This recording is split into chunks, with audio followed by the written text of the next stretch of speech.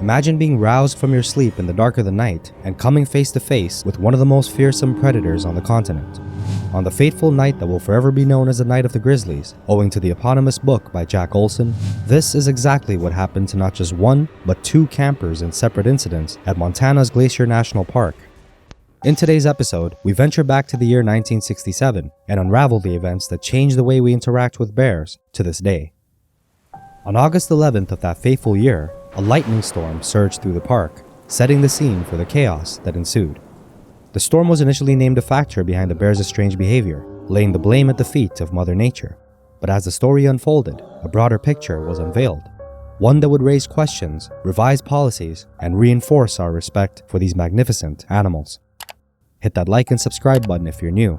You're watching When Grizzlies Attack.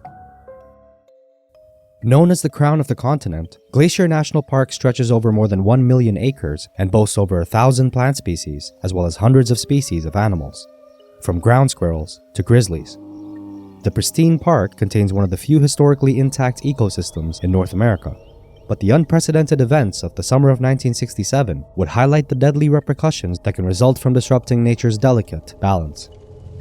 Around 8 p.m. on August 12th of that fateful year, 19-year-old university sophomore Julie Helgeson and her boyfriend Roy Ducat laid out their sleeping bags at the Granite Park Chalet campgrounds.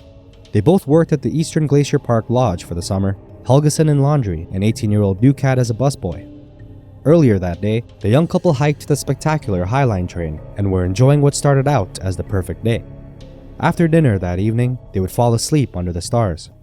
Around midnight, a terrified Helgeson woke Ducat, who struggled to make out her words as she whispered through clenched teeth. Just as he realized what she was trying to say, Ducat would suddenly find himself flying through the air. "Play dead," is what Julie Helgeson said to her boyfriend before they were both flung with a single swipe of a large clawed paw into the air that was suddenly filled with a musty, sour stench. Ducat, who was on his stomach, would then lift his head and look over at Helgeson, who had landed just a few feet away from him. He barely collected his thoughts when he felt a set of teeth suddenly sink deep into his shoulder, scraping against the bone. He tried as best as he could to lay still, and for a moment the bear stopped, but to his horror it instead turned its attention to the now screaming Helgeson, ripping away at her body. The bear then turned back to Ducat, tearing into his limbs as he lay motionless before leaving him once again for Helgeson. The last thing a helpless Ducat would hear from his girlfriend was her screams amid the crunching of her bones. And just a few moments later, as the screaming drifted away, Ducat realized that the bear was dragging her into the woods.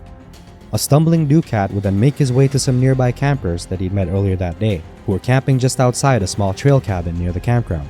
Upon arriving, he would instantly collapse at the feet of one of the campers, urging them to go find Helgeson. By now, several guests at the cabin had heard the screams and alerted park management. Meanwhile, a severely mauled Ducat was being attended by 2 doctors and an Air Force medic, who just so happened to be guests at the chalet that night. He was then flown to a hospital in Kalispell by a helicopter. Meanwhile, the ranger on duty led a frightened search party to look for Helgeson in the dark. Among the group were Jesuit priest Father Thomas Connolly and his friend Steve Pierre, a member of the Kalispell tribe.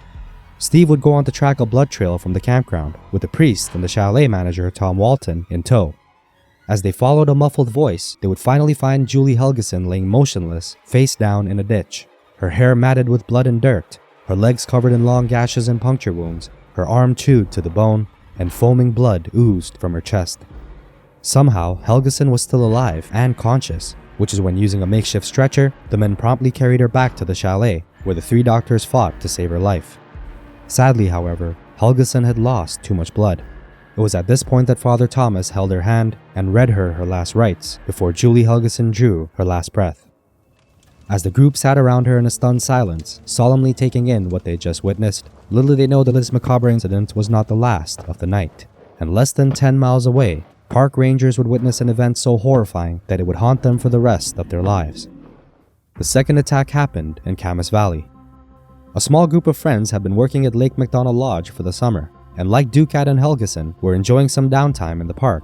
Among the 5 youngsters were 2 couples, including 19-year-old Michele Koons and her boyfriend Ron Nosek, Ron's brother Ray and his girlfriend Denise Huckle, 16-year-old Paul Dunn, and an abandoned puppy that Denise had found in the park named Squirt.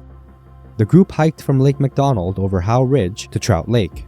It was a blazing hot day, and there was a hint of smoke in the air from fires that erupted during the lightning storm the night before. The group set up camp at a popular campsite near Logjam at the outlet of the lake, where they encountered two fishermen who'd warned them about a bear that had been harassing them the day before. The fishermen seemed quite rattled by the incident, but the young campers were in good spirits and weren't too worried, feeling confident that they could handle a bear encounter. They would later catch a fish and then cook it along with some hot dogs over a fire.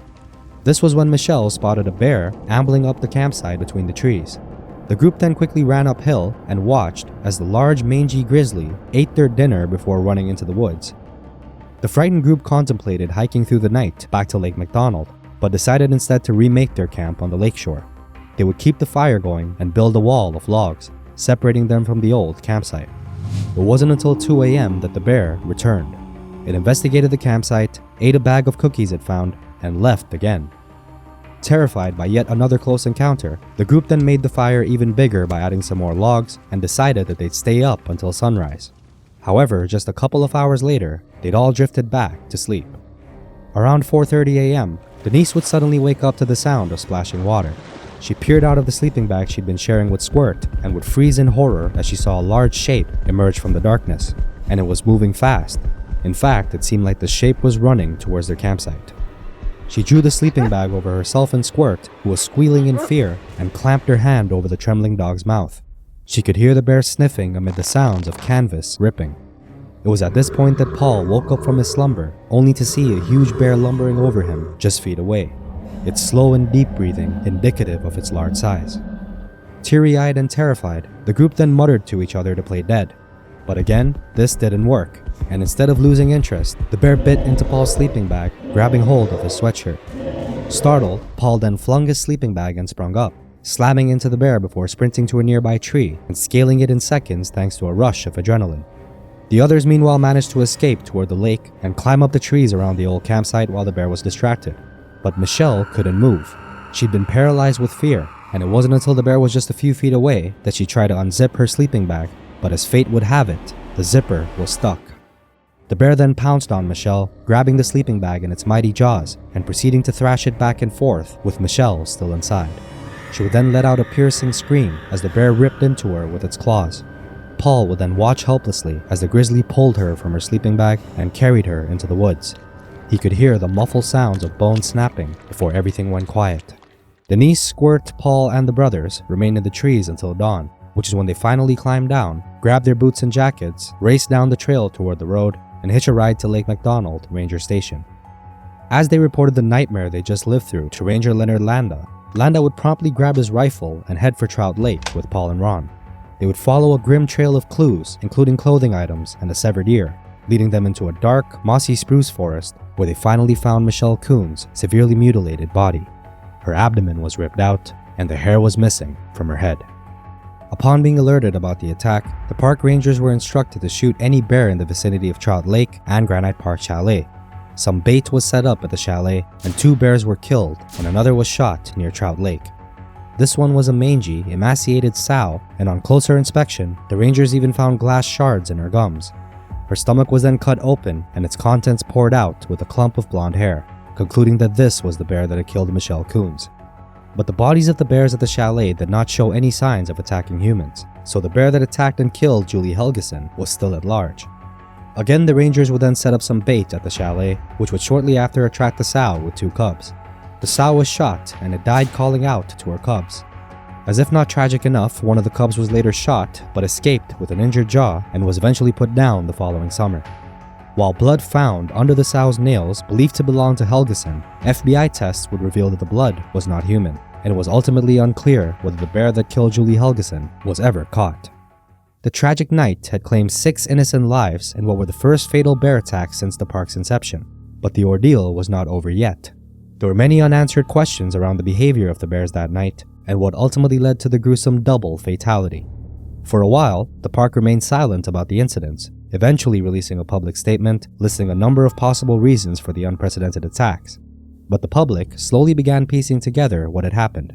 There had been several reports from Kelly's camp near Lake McDonald's Lodge that summer of a thin, mangy sow with long white claws who was unpredictable and unusually aggressive. She would forage the garbage cans for food and often throw tantrums, destroying and trashing the area, and she was even spotted charging into the cabin walls. And in the week prior to the attacks, she chased a group of Girl Scouts and stole some of their food, including a small glass of jelly. The Rangers knew that this was the bear that had attacked and killed Michele Koons, and despite multiple efforts, they'd been unsuccessful up to that point to shoot or capture her, as she'd proven to be extremely cunning and evasive. The sow moved on to Trout Lake by August, where the campground was later described as a battleground strewn with garbage. The campground at Granite Park Chalet was fairly new. On the 9th of August, just 4 days before the attacks, park rangers witnessed bears feeding in the trash outside the chalet. Disturbed by this, they filed a report with park management, which was ignored. It had later come to light that a gas-fired incinerator was installed just a few years prior, intended of disposing of the chalet garbage, but it was too small, which is why chalet staff were forced to continue dumping the trash into the gully outside. Despite several ranger objections, this area of the park would quickly become a hotspot for scavenging bears, and ultimately a tourist attraction where guests and staff alike would gather to watch the spectacle. At this point, you might be surprised at the relaxed attitude towards the bears, but it's important to note that at the time, grizzlies, particularly those at Glacier, were not seen as dangerous animals, and the general feeling about them was complacent given the park's history. But grizzly attacks had in fact become more common, owing of course to the increased human presence in the park, as well as a decrease in habitat for bears in general. It's important that we dive into all that went wrong leading to the harrowing events of 1967. On the one hand, bears were allowed to scavenge, which led them to become food conditioned and habituated to human presence. This was of course a major red flag, as food conditioning changes the behavior of an animal, causing it to take risks and lose its fear of humans. Contrary to popular belief, most predators don't see humans as prey, and attacks are almost always out of fear, where the animal perceives the human as a threat. But when a predator starts to associate humans with food, it means that something has gone terribly wrong. On the other hand, the complacency of park management and the fact that grizzlies were not seen as dangerous animals indicated the sheer lack of knowledge and respect for wildlife, particularly formidable predators like grizzly bears. What happened at Glacier National Park on the fateful Night of the Grizzlies was neither the fault of the victims nor the bears. Perhaps the only saving grace in this story was that a great deal was learned from the events of August 67. Many changes were made and strict rules were implemented and enforced nationwide for the protection of both people and bears. If this episode piqued your interest, then our previous episode featuring Shark Week 2023's most brutal shark attacks is likely to do the same. You can find it on the end screen of this video.